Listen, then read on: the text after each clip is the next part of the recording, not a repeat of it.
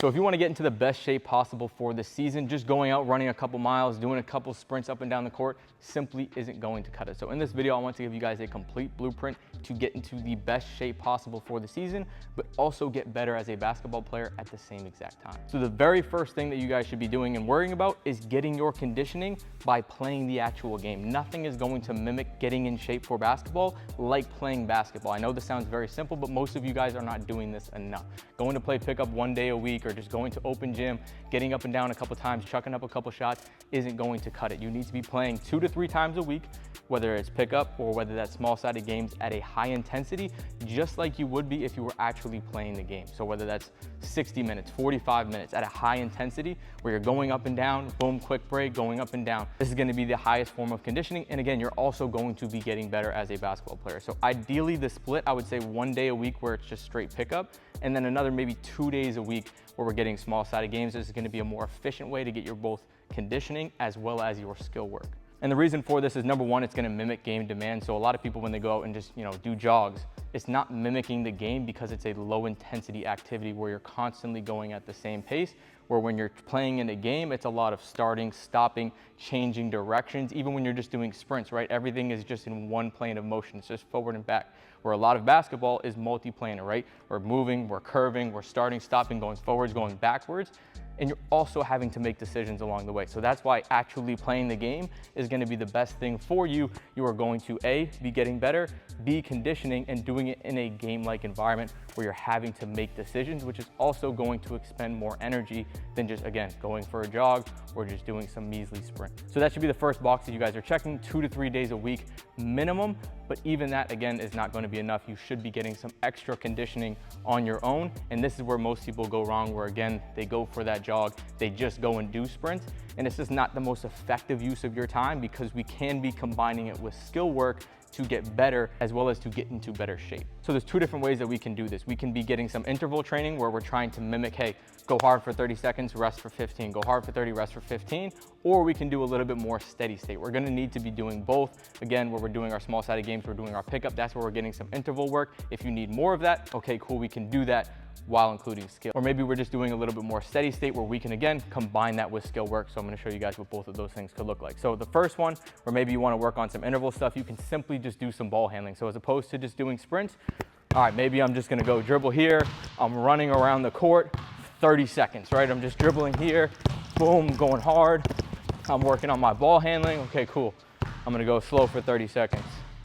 And then I'm boom, going hard again for 30 seconds, right? So I'm getting better at a skill as well as getting my conditioning. Another one that you guys can do is just shooting, right? Put on a timer, 1 minute. I'm gonna try to make as many shots as I possibly can.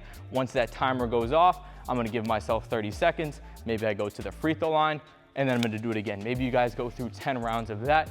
That's gonna mimic a game. That might mimic a whole half of a game. From a conditioning standpoint, you're also moving in different directions as well as working on a skill. So from an interval conditioning standpoint, those are 2 great ways that you guys can do that.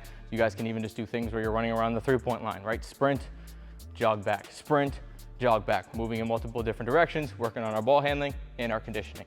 Now the next one is some steady state stuff. So this could be maybe going 50, 75% where we're mimicking like we would if we were just going for a 3-minute jog. But again, we're including skill work to get better. We can just be doing shooting. So maybe you put 5, 10 minutes on the clock, but we're just gonna stay at that 50%. We can do variable shooting, so we're changing spots every time. We can do off the dribble stuff, so we're off the dribble into a shot.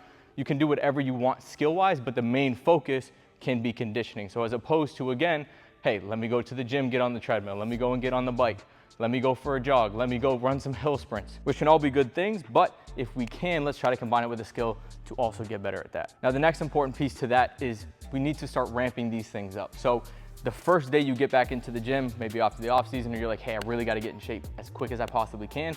We don't wanna be doing some of these drills and just going as hard as we possibly can, every single day, but right off the bat. We need to start to ramp this up, where I would say try to increase that volume, the time on some of these drills, the amount of time that you're working out. Maybe you just were working out, hey, 20 minutes here, 20 minutes there. Next thing you know, you're in the gym and say, hey, I wanna work out 90 minutes every day. You're probably going to get hurt and not be prepared for the season. So we want to properly ramp up the conditioning, the volume, so that way we're actually ready come the season. We don't want to be in a negative state where, hey, I feel even worse than I did before I started working to get in shape for the season. So I would say a 10 to 20% increase in volume.